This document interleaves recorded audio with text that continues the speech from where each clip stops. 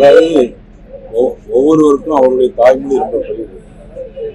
அதனால அந்த அடுத்த மொழிகளையோ அடுத்த இது சம்பந்தப்பட்ட விஷயம் அடுத்தவங்க சம்பந்தப்பட்ட விஷயங்களையோ குறை சொல்வது வந்து அது சரியாக இருக்காது. அதே விவகாரத்துல தான் அமித்ஷா வந்து என்ன சொல்லியிருக்காருன்னா வந்து சமஸ்கிருதத்துல தான் இந்திய மொழி பிறந்ததா சொல்லி அவங்க சொல்லியிருக்காங்க.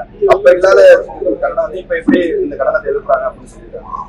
அதாவது இந்தியாவில் வந்து பல்வேறு மொழி, பல்வேறு மாநிலங்கள், பல்வேறு வகையான மக்கள் வாழ்கின்ற ஒரு நாடு.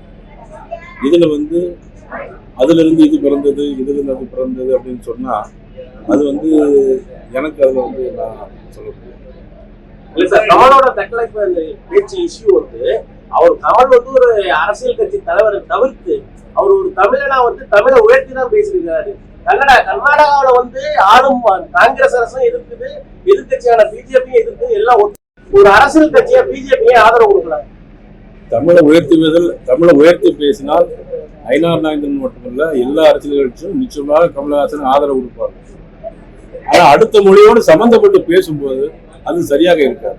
அது எப்படி சரியாக இருக்க முடியும்? நீங்களே சொல்லுங்க. அது அவருடைய விளக்கம் அது. அதை மற்றவங்க ஏற்றுக்கணும். நீங்க வந்து தமிழை உயர்த்தி பேசுங்க. உங்களுக்கும் நான் சப்போர்ட் பண்றேன், கமலஹாசனும் சப்போர்ட் பண்றேன், முதலமைச்சருக்கே சப்போர்ட். தமிழை உயர்த்தி பேசுறது தப்பு இல்லை. இன்னொரு மொழியோடு சம்பந்தப்படுத்தி பேசுவது வந்து சரியா இருக்கு.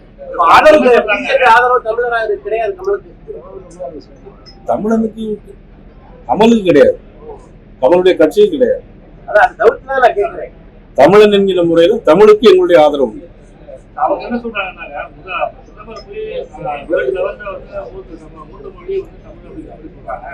இதுக்கு வந்து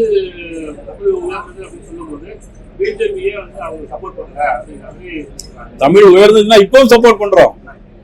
தமிழ் உயர்ந்தது, தமிழ் மூத்த மொழி, 5000 ஆண்டுகளுக்கு முன்னாலே உள்ள மொழி, கல் தோன்றா மண் தோன்றா காலத்தில் முன்தோன்றிய மூத்த தமிழ். பேசுங்க, ஆதரவு தருகிறோம். தமிழ்நாட்டில் வரக்கூடிய காலங்கள் கூட்டாட்சி தான் வந்து கூட்டாட்சி தான் அமைகின்ற மாதிரி பல்வேறு கருத்து சொல்றாங்க. உங்களோட கருத்து? இதுவரைக்கும் அந்த மாதிரி தமிழகத்துல வரல. நீங்க சொல்ற மாதிரி வந்தா நான் சொல்றேன், மற்ற கட்சிகள் சொல்றது சொல்றேன். என்னோட எப்படிங்க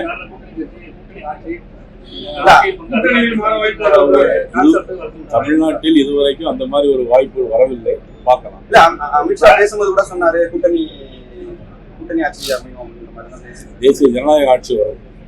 செய்திகளை உடனுக்குடன் தெரிந்து கொள்ள கீழ்கண்ட கேபிள் மற்றும் டிடிஹெச் நெட்வொர்க்குகளில் எம்நாடு செய்தி தொலைக்காட்சியை காணுங்கள். பாதகம் செய்பவரை கண்டால் நாம் பயம் கொள்ளலாகாது பாப்பா. மோதி மிதித்து விடு பாப்பா, அவர் முகத்தில் உமிழ்ந்து விடு பாப்பா.